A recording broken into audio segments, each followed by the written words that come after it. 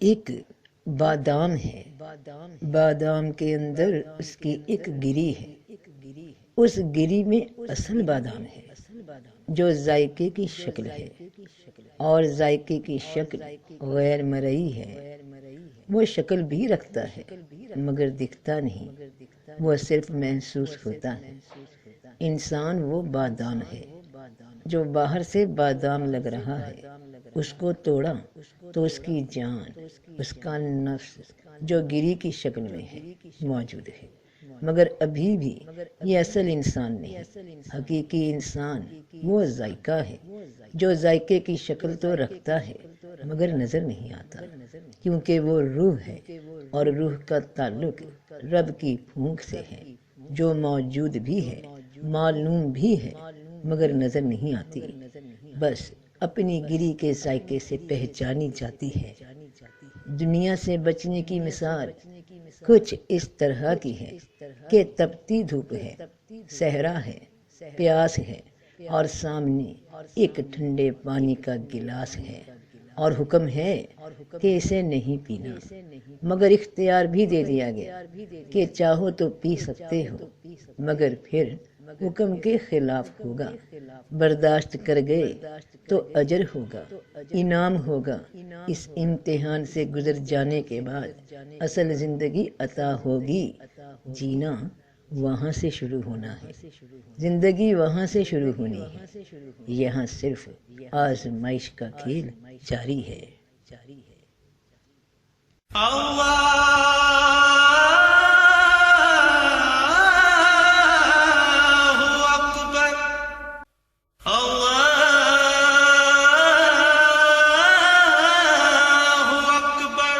اعوذ باللہ من الشیطان الرجیم، بسم اللہ الرحمن الرحیم۔ السلام علیکم ورحمۃ اللہ وبرکاتہ۔ اے لوگو، ہم نے تمہاری طرف ایک ایسی کتاب بھیجی ہے جس میں تمہارا ہی ذکر ہے۔ کیا تم سمجھتے نہیں ہو؟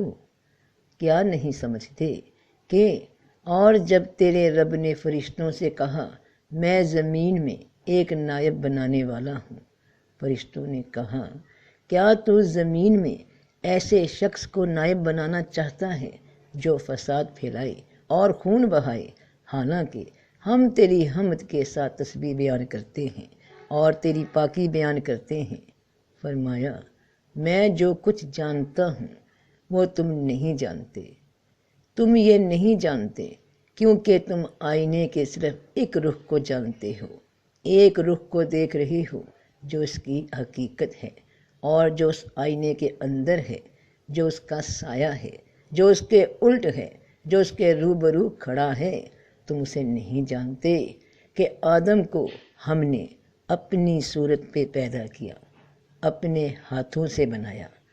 کسی شے کا ہاتھ میں ہونا، اس شے کا مکمل کنٹرول، یعنی اس کی اچھائی و برائی، اس کو ٹھیک ہونے یا خراب کرنے پر مکمل عبور، دونوں سسٹمز پہ مکمل عبور ہونا، کسی شے کے فائدے نقصان دونوں موجود ہونا، اس شے کا مکمل علم ہونا، تو کہہ دو یہ ایک بڑی خبر ہے۔ تم اپنے ہی ذکر سے اعراض کر رہے ہو، منہ پھیر رہے ہو، توجہ نہیں کر رہے کہ مجھے فرشتوں کے متعلق کوئی علم نہیں تھا، جبکہ وہ جھگڑ رہے تھے، اس بات پہ جھگڑ رہے تھے کہ کیا تو زمین میں ایسے کو نائب بنانا چاہتا ہے جو فساد پھیلائے اور خون بہائے؟ حالانکہ ہم تیری حمد کے ساتھ تسبیح بیان کرتے اور تیری پاکی بیان کرتے ہیں۔ میرے مالک، تو رحمت ہے، تو کرم ہے، تو معاف کرنے والا ہے، تو رحم کرنے والا ہے، جبکہ یہ آدم تو تیری صفات کے الٹ چلے گا، تو رحم ظلم میں بدل جائے گا، زمین میں فساد برپا ہو جائے گا۔ یہ تو تیرا اپوزٹ ہے، مخالف رخ ہے، تو آئینے کے رخ کی حقیقت ہے، اور یہ صرف اس رخ کا سایہ، یہ تو سارا نظام کائنات درہم برہم کر دے گا۔ تو رب کریم نے فرمایا کہ فکر مت کرو کہ یہ ایسا سب کچھ کرے گا۔ کیوں؟ کیونکہ پھر جب میں اسے پورے طور پر بنا لوں اور اس میں اپنی روح میں سے پھونک دوں تو اس کے لیے سجدے میں گر پڑنا۔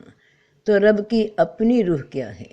رب کی صفات کا پرتو، اس کے رحم کا جلوہ، اس کے معاف کرنے کا جلوہ، اس کی دوستی کا جلوہ، اس کی محبت کا جلوہ، اس کی مدد کرنے کا جلوہ، انسانیت پہ رحم کرنے کا جلوہ، مخلوق کے لیے آسانیاں پیدا کرنے کا جلوہ، اللہ کی تمام اچھی صفات کا جلوہ جب میں اس آدم میں پھونک دوں روح کی شکل میں، تو تم اس کے آگے تعظیم میں جھک جانا۔ اور ہاں، انسان جلد باز ہے، جلدی حاصل ہونے والی چیز سے محبت رکھتا ہے، اس کی حیوانی جبلت میں صبر کم ہے، جبکہ تیرا رب حکمت والا ہے، تحمل والا ہے۔ ہاں، انسان برائی مانگتا ہے جس طرح وہ بھلائی مانگتا ہے، اور انسان جلد باز ہے، بس وہ چاہتا ہے کہ جو بھی وہ چاہے وہ کام ہو جائے، بنا اس کام کے نفع نقصان کو سوچے بنا، جبکہ تیرے رب کا کوئی کام بنا مصلحت، بنا حکمت کے نہیں، وہ ہر کام کا حکم اس کے صحیح مقرر وقت پہ کرتا ہے اور اسے انجام دے دیتا ہے۔ ہاں انسان، بے شک وہ بڑا ظالم، بڑا نادان ہے، مگر تیرا رب بڑا مہربان ہے، بڑا حکمت والا ہے۔ تبھی تو فرشتوں نے رب سے سوال کیا، کیا تو پھر زمین میں ایسے کو نائب بنانا چاہتا ہے جو فساد پھیلائے اور خون بہائے؟ یہ تو ساری تیری صفات کے الٹ کام کرے گا، جبکہ ہم تیری وہ مخلوق ہیں جو تیری صفات کے مطابق کام کرتی ہیں، تیرے حکم کے الٹ نہیں چلتی۔ ہم تیری حمد کے ساتھ تسبیح بیان کرتے اور تیری پاکی بیان کرتے ہیں۔ تو رب کریم نے فرشتوں سے فرمایا کہ میں جو کچھ جانتا ہوں وہ تم نہیں جانتے، کہ اور یہ لوگ تجھ سے روح کے متعلق سوال کرتے ہیں، کہہ دو روح میرے رب کا حکم ہے، اور جب میں اس میں اپنی روح میں سے پھونک دوں تو اس کے لیے سجدے میں گر پڑنا۔ کہ انسان اپنی تمام تر فطرتی کمزوریوں کے باوجود کہ وہ جھگڑالو ہے، جلد باز ہے، کمزور ہے، جاہل ہے، ظالم ہے، مگر ان سب الٹ صفات کو جو شے کنٹرول کر سکتی ہے وہ میری روح ہے۔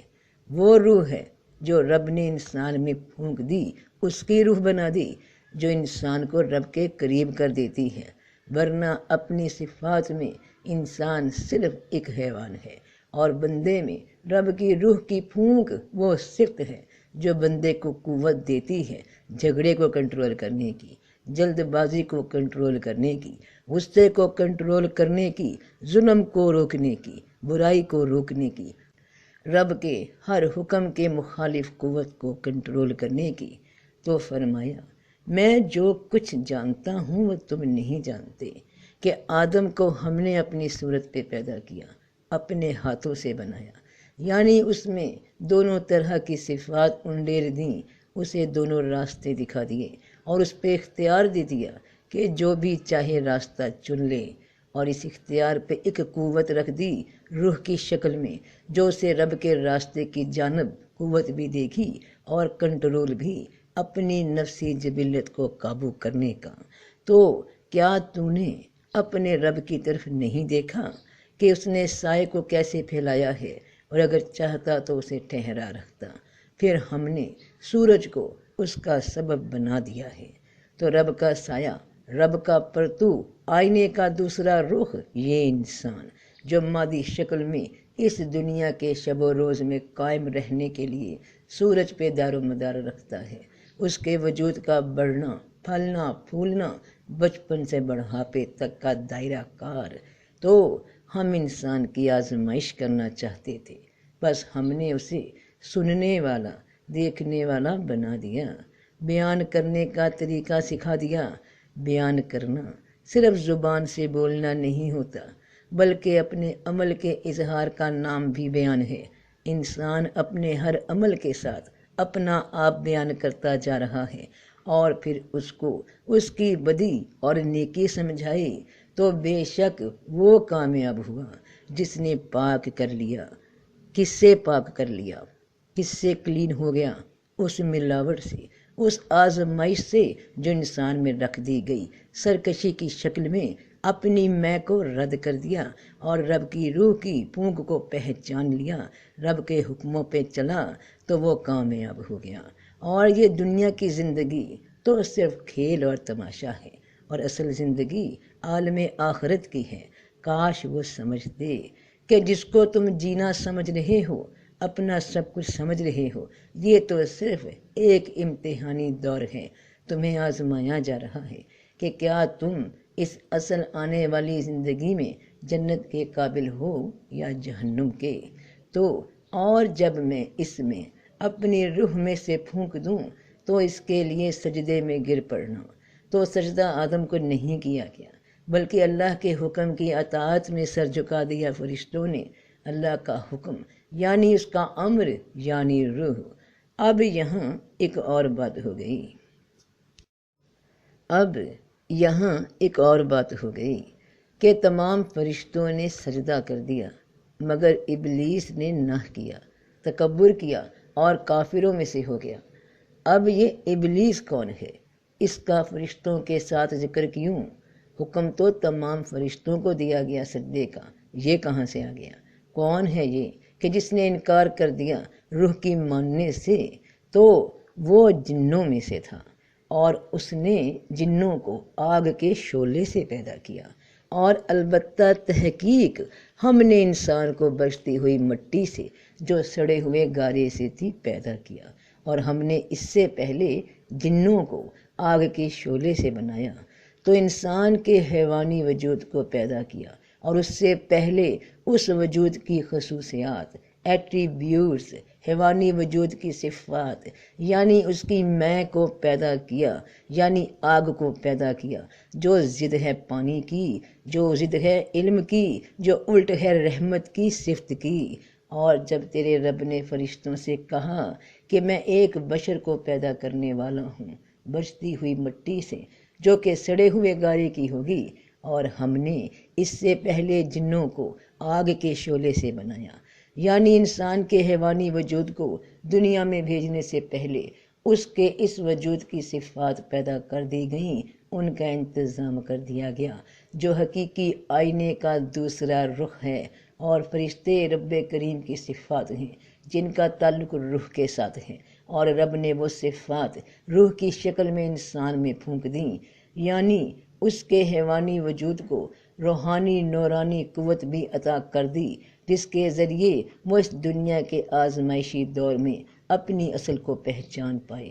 تو فرشتوں نے یعنی ان صفات نے تعظیم مان لی کہ وہ انسان کی مدد کریں گے۔ جب وہ صحیح راہ پر چلنے کا ارادہ کر لے گا تو اس کا ساتھ دیا جائے گا۔ اب آ گئی وہ صفات جو الٹ ہیں، آگ ہیں، شر ہیں، جس نے انسان کو میں کا احساس دلایا، جو ابلیس کی جن کی شکل میں وہاں موجود تھی۔ اور غور طلب بات ہے کہ فرشتے جمع میں ہیں اور جن جو وہاں موجود ہے صرف ایک ہے، اور وہ ایک یہی انسان کا زمینی حیوانی وجود ہے جو میں کا احساس دلاتا ہے، یعنی وہ میں ہے جو ایک ہے۔ تو اس نے اس شر نے، اس آگ نے جو انسان کے اندر رکھی جا چکی تھی، انسان کے زمین میں پیدا ہونے سے پہلے ہی اس کا آزمائش کا سامان تیار کر دیا گیا۔ تو اس میں نے انکار کر دیا کہ میں سجدہ نہیں کروں گی انسان کو، یعنی یہ روح کی جانب اگر رجوع کرے گا تو میں نہیں کرنے دوں گی، کیونکہ میرے رب تو نے مجھے بنایا، میری تخلیق کی، مجھے قوت دی، مجھے اس سے پہلے بنایا کہ میں موجود ہوں، وجود ہو گیا تو میں وہ کروں گا جو میں چاہوں گا۔